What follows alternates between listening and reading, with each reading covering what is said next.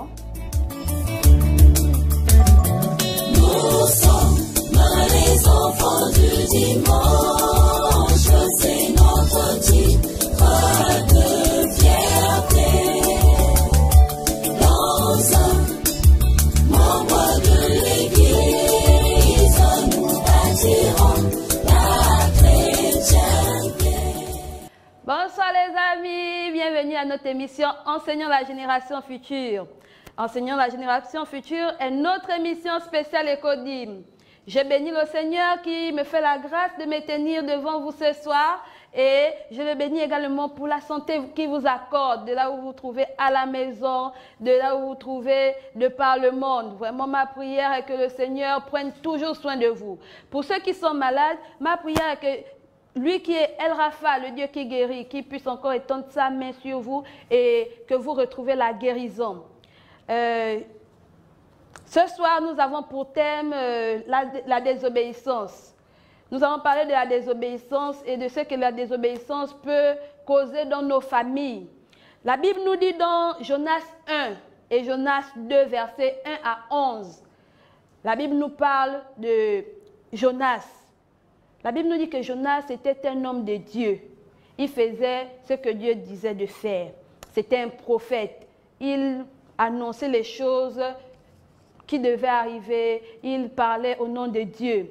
Mais un jour, Dieu va parler à Jonas. Il va dire à Jonas, « Lève-toi, Jonas, et va dans la ville de Ninive. » Ninive, c'est une ville. Et Jonas va écouter ce que Dieu va dire. Mais après, il va réfléchir. Et en réfléchissant, Dieu va encore dire à Jonas que tu vas dans cette ville, tu vas parler de ma part. Tu dois dire aux gens de la ville d'arrêter de faire ce qu'ils sont en train de faire, d'arrêter de faire le mal qu'ils sont en train de faire, d'arrêter leur mauvais comportement. Dans la ville de Ninive, les gens faisaient de n'importe quoi. Ils se battaient, ils mentaient, ils volaient, ils se discutaient, ils insultaient les gens. Ils faisaient vraiment des choses pas bien. Et Dieu va dire à Jonas, Jonas va demander à ces gens d'arrêter de faire ce qu'ils sont en train de faire. Mais comme Jonas n'aimait pas les gens de la ville de Ninive, il regarde, il ne les aimait pas parce qu'ils faisaient des choses qui ne sont pas bien. Alors Jonas va décider de désobéir à Dieu. Hé Seigneur, Jonas, comment un homme de Dieu. Jonas était comme le pasteur. Imaginons un peu le pasteur. Dieu dit au pasteur de faire quelque chose et puis le pasteur refuse. Ça a touché le cœur de Dieu. Jonas est resté là, il a voulu fuir.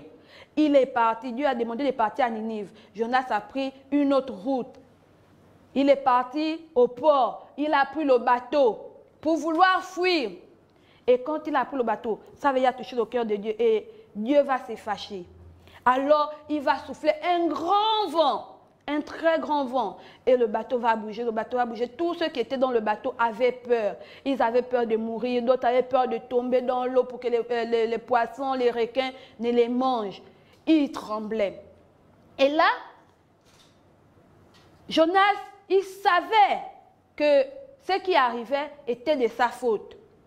Mais il est d'abord resté là, il n'a rien dit. Il est resté concentré, il est parti se cacher même. Il était couché, il dormait. Et les marins, tous ceux qui étaient dans le bateau avec Jonas, ils ont commencé à prendre leurs choses pour jeter dans la mer. Ils ont pris leurs sacs, ils ont jeté, ils ont pris tout ce qu'ils avaient amené. Imaginez un peu, nous sommes ici à Libreville. Et puis on part à Port-Gentil. On prend le bateau, mettons le bateau bouge, On dit qu'il faut jeter tous les bagages, donc tous les habits. Les gens ont jeté dans la mer parce qu'ils avaient peur que le bateau puisse s'écouler.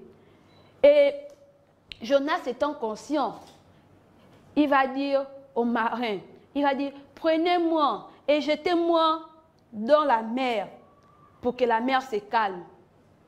Mais eux, ils étaient là, chacun priait son Dieu, chacun priait son Dieu. Puisque Jonas connaissait, alors ils sont restés là et les marins ont décidé de prendre Jonas et de jeter Jonas dans la mer. Dès qu'ils ont jeté Jonas dans la mer, ils avaient peur de savoir qu'ils ont jeté quelqu'un, ils vont tuer quelqu'un, la personne va mourir. Et tout à coup, il y a eu le silence. La mer a arrêté de bouger. Tout était devenu calme parce qu'ils avaient jeté Jonas. Mais, mes amis, Dieu est tellement merveilleux. Dieu nous aime d'un amour. Aïe, je ne sais même pas comment décrire ça. Imaginez un peu, vous êtes à la maison. Et puis un bandit vient à la maison pour vouloir tuer les gens. Mais comme vous êtes les enfants là, c'est papa qui va d'abord sortir, maman aussi va sortir pour venir vous protéger. C'est comme ça là, Dieu aussi, comme il aime Jonas, il a protégé Jonas. Il a envoyé un grand poisson, un très grand poisson pour venir avaler Jonas. Quand le poisson a avalé Jonas, Jonas a fait 3 jours et 3 nuits dans le ventre du poisson. Et après cela, le poisson allait à la rive pour vomir Jonas. Et lorsque le poisson a vomi, Jonas a compris que ce que j'avais fait là n'était pas bien. Jonas a pris une leçon. Il a compris qu'on ne désobéit pas à Dieu. Parce que lorsque tu désobéis à Dieu, ça touche à son cœur. Lorsque tu fais les mauvaises choses à la maison, lorsque tu mens, lorsqu'on te dit de faire quelque chose et tu refuses de faire, tu touches le cœur de papa, tu touches le cœur de maman, tu touches le cœur de Dieu. Alors comme Jonas a désobéi à Dieu, voici tout ce qu'il a fait. Il a failli tuer les autres avec lui. Mais Dieu l'aimait, Dieu t'aime, alors Dieu ne veut pas que tu puisses faire le mal. Jonas, après cela, il a appris la leçon. Il a retenu qu'on ne fait pas les mauvaises choses. Alors, Dieu, il veut que tu puisses lui obéir. Dieu veut que tu sois un enfant obéissant. Dieu veut que tu fasses de bonnes choses. Dieu ne veut pas que tu sois comme Jonas. Même si tu es chrétien, même si tu as accepté Jésus dans ta vie, Dieu ne veut pas que tu puisses être comme Jonas, que tu puisses désobéir lorsqu'il t'envoie, que tu puisses désobéir lorsqu'on te dit de ne pas faire quelque chose, que Dieu ne veut pas que tu puisses bouder. Mon ami, Dieu ne veut pas cela. Dieu veut que tu sois un enfant obéissant. Alors, si tu sais que tu as pour habitude de désobéir à Dieu, tu as pour habitude de désobéir à papa, tu as pour habitude de désobéir à maman, mon ami, on va prier. Parce que la Bible dit, enfants, obéissez à vos parents. Si maman t'envoie et que tu refuses, tu désobéis. Si papa t'envoie que tu refuses, tu désobéis. Si tu insultes les autres, tu désobéis aussi. Parce que maman t'a dit une fois que insulter les autres, mentir est un péché. Donc, si tu sais que tu as pour habitude de faire ça, on va prier. Alors, tu vas fermer tes yeux, mon ami.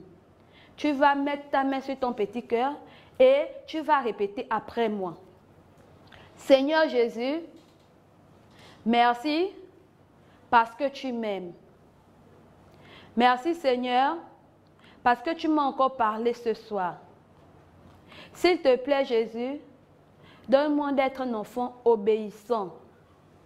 Donne-moi de faire toutes les choses que tu me demandes de faire. Donne-moi d'obéir à papa. Donne-moi d'obéir à maman. Je veux être un enfant obéissant. S'il te plaît, viens et aide-moi à être obéissant, tout comme Jésus lorsqu'il avait mon âge. S'il te plaît. Au nom de Jésus, nous avons prié. Amen. Amen. Alors mon ami, ma copine, je t'exhorte, ou encore je te demande d'être obéissant à papa, d'être obéissant à maman. Et Dieu va toujours te donner ce que ton cœur désire.